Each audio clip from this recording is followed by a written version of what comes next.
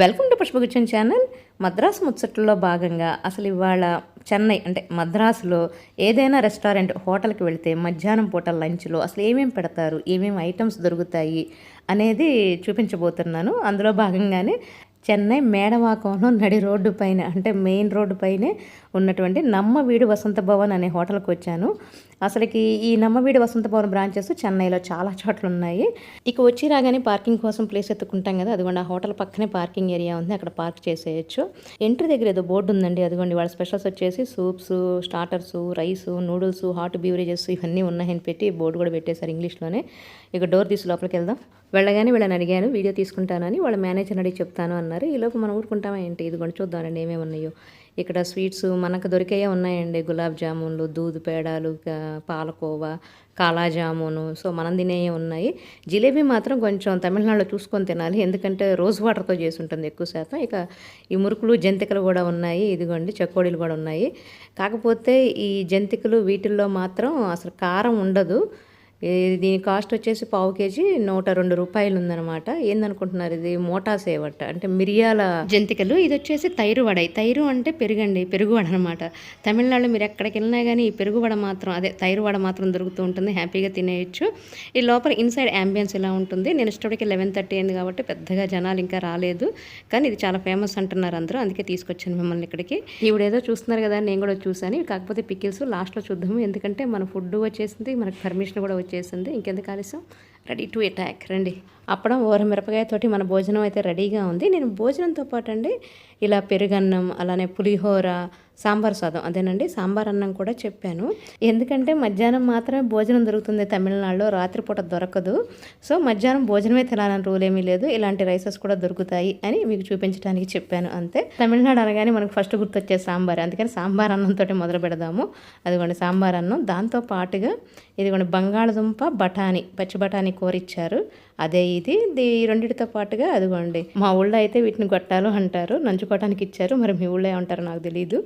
ఇదిగోండి సాంబార్ అన్నంలో ముక్కలు కూడా ఉంటాయి, కాకపోతే ఏదో ఒక రకమైన ముక్కలే ఉంటాయి అనమాట. కదంబం సాంబార్ అంటే అన్నీ కలిపిన సాంబార్ చేస్తే మాత్రం అన్ని రకాల ముక్కలు ఉంటాయి, లేదంటే చెన్నుల్లిపాయలు, టమాటాతో పాటుగా సొరకాయ సాంబార్ అనుకోండి సొరకాయ ముక్కలు మాత్రమే ఉంటాయి, ములక్కాయ సాంబార్ అనుకోండి ములక్కాయ ముక్కలు మాత్రమే ఉంటాయి అనమాట.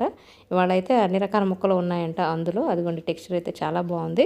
అది అలానే మరి దీన్ని ఆర్డర్ చేసేటప్పుడు మీరు ఏమని అడగాలనుకుంటున్నారు, సాంబార్ సాదం అంటే సరిపోతుంది అనమాట, అంటే సాంబార్ అన్నం. ఎందుకు చెప్తున్నానంటే మనం పుణ్యక్షేత్రాలకు వెళుతూ చెన్నైలో ఆగుతుంటాం కదా తమిళనాడులో, సో ఎక్కడైనా పదం ఒకటే అనమాట, సాంబార్ సాదం. ఇక దీన్ని ట్రై చేద్దామని నేను నోట్లో పెట్టుకుంటే అసలు ఎంత బాగుందో రైస్ అయితే మాత్రం. ఈ కూరని తమిళ్లో ఏమంటారో తెలుసా, ఉర్లకెళంగు పొరియల్ అంటారు. ఎందుకంటే తమిళ ఫుడ్ తింటున్నాం కదా, నేర్చుకున్నట్టు ఉంటుంది, ఎప్పుడైనా ఉపయోగపడుద్దని అంతే, లేకపోతే వదిలేద్దాంలేండి. దీనికి వీళ్ళు ఎంత బిల్లు అదే ఎంత ఛార్జ్ చేశారంటే 81 రూపీస్, 81 రూపాయలు తీసుకున్నారు. నెక్స్ట్ వచ్చేసి పెరుగన్నం, అదేనండి తైరు సాదం అంటారు వీళ్ళు. దీన్ని ట్రై చేద్దాము. ఏంటి దీని స్పెషాలిటీ అంటే తినుకుంటూ మాట్లాడుకుందాంలేండి. చూడటానికి దీని టెక్స్చర్ అయితే మాత్రం కేక్ ఉంది. చూడండి అది కొత్తిమీర ఉంది, అలానే దానిమ్మ గింజలు వేశారు మనకి ఇక్కడ వేసినట్టే.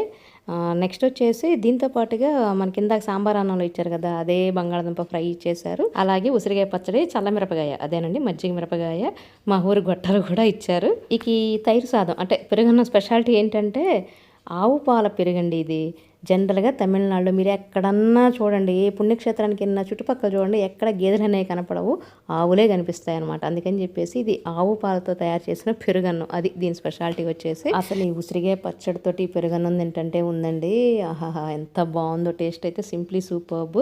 ఇంక ఈ పచ్చడి అయితే ఉసిరికాయ బద్దలతో పెట్టిన పచ్చడి, అదే తొనలతో పెట్టిన పచ్చడి. జనరల్గా తమిళనాడులో పచ్చళ్ళు బాగోవు, అలాంటిది ఈ హోటల్లో అయితే చాలా బాగుంది పచ్చడి.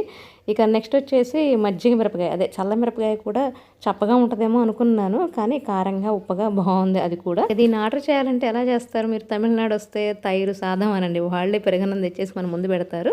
ఇక దీని బిల్ వచ్చేసి అంటే దీని కాస్ట్ వచ్చేసి 81 రూపీస్, 81 రూపాయలు పడ్డది అంతే. నెక్స్ట్ ఫుడ్ ఐటమ్ మీద పడిపోదామా. ఇది వచ్చేసి చింతపండు పులిహోర, వాళ్ళ భాషలో అయితే పులియోదరై అంటారు, కాకపోతే పులిహోర అన్న వాళ్ళకి అర్థమైపోతుందిలేండి. ఈ పులిహోరతో పాటు ఉర్లకెళంగు బఠానీ పొరియల్, అదేనండి అదే బంగాళదుంప కూర ఇచ్చేశారు. దీని టెక్స్చర్ చూడండి ఎంత బాగుందో, పొడి పొడిలాడుతూ ఉంది. పల్లీలు వేశారు, కాకపోతే కొత్తిమీర వేశారు, మనం ఏం కదా. మిరియాలు కూడా అక్కడక్కడ కనిపిస్తున్నాయి. ఇక దీంతో పాటుగా గొట్టాలు కూడా ఇచ్చారు. రుచి అయితే చాలా చాలా బాగుంది. ఎందుకంటే అసలు జనరల్‌గా తమిళనాడులో చింతపండు పులిహోర చెయ్యరు. సో, ఈ హోటల్‌లో ఈరోజు స్పెషల్ వచ్చేసి చింతపండు పులిహోర. లెమన్ రైస్ జనరల్‌గా అన్ని హోటల్స్‌లో దొరికేస్తుందిలెండి. ఇక దీని బిల్ అంటారా రూ. 81 అదే సేమ్ కాస్ట్ రూ. 81. అలాగే మినీ మీల్స్ అని దొరుకుతుంది. అంటే ఏమీ లేదు. ఈ మూడిటిని కొంచెం కొంచెంగా ఒకే ప్లేట్‌లో పెట్టేసి ఇచ్చేస్తారు. అది ఆర్డర్ చేసుకోవడం బెస్ట్. ఇంక ఇప్పుడు భోజనం చూద్దాం రండి. దీన్ని తమిళ్లో మోరుమొలగ అంటారు. మన భాషలో చల్లమిరపకాయ, అప్పడం, తమిళ్లో కూడా అప్పడం అంటారు. ఇది వచ్చేసి స్వీటు పాయసం అండి, పరమాన్నం. ఇది వచ్చేసి సాంబారు. ఇవాళ సాంబార్ వచ్చేసి కదంబం సాంబారు, అంటే అన్ని ముక్కలు వేసిన సాంబార్ని కదంబం సాంబారు అంటారు. ఇది వచ్చేసి టమాటా రసం. నెక్స్ట్ వచ్చేసి కేరళ స్పెషల్ అవియల్ అంటారు. అన్ని కూరగాయ ముక్కలు వేసేసి కొబ్బరి వేసేసి చేస్తారు. దాన్నే అవియల్ అంటారు. అవియల్ ఎప్పుడు అదే రంగులో తెల్లగా ఉంటుంది. దీన్ని కేరై కుట్టు అంటారు వాళ్ళు. మనమైతే ఆకుకూర పప్పు అనేయచ్చు నోరారా. ఇక నెక్స్ట్ వచ్చేసి ఇందా నుంచి చూస్తున్న ఉర్లకళంగు పఠానీ పొరియల్, అంటే మన భాషలో బంగాళదుంప కూర.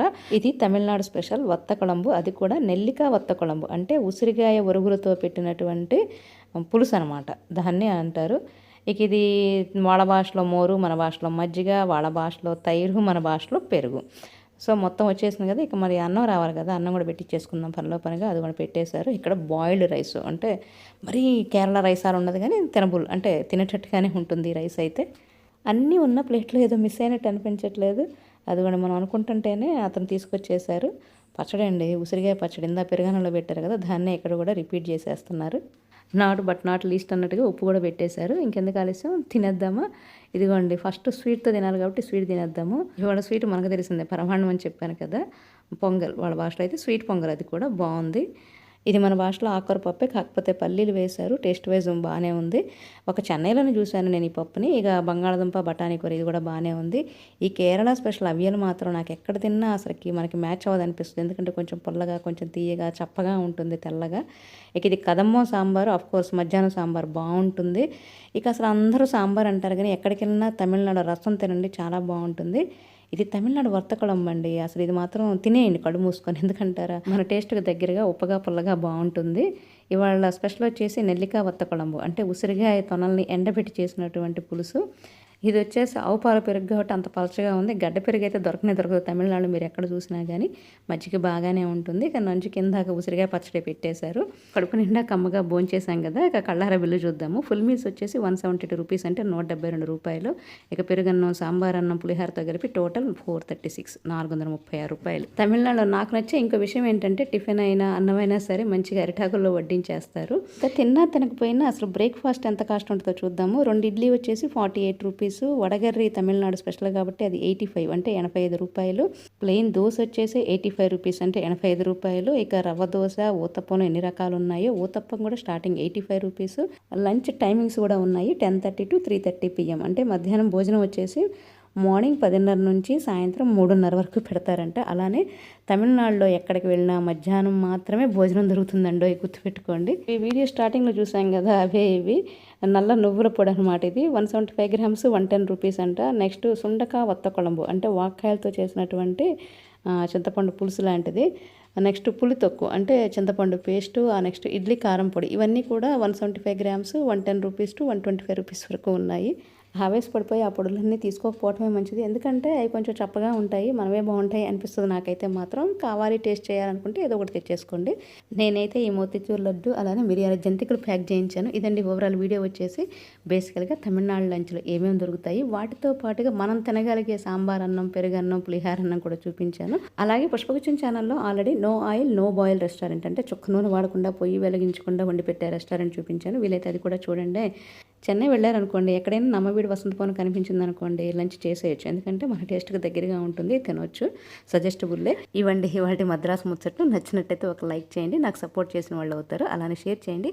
అసలు ఈ వీడియో ఎలా ఉందో కమెంట్ రూపంలో చెప్పండి. అలానే మర్చిపోకుండా పుష్పగుచ్చం ఛానల్ని సబ్స్క్రైబ్ చేసుకుంటారని ఆశిస్తూ thank you so much for watching. Bye bye.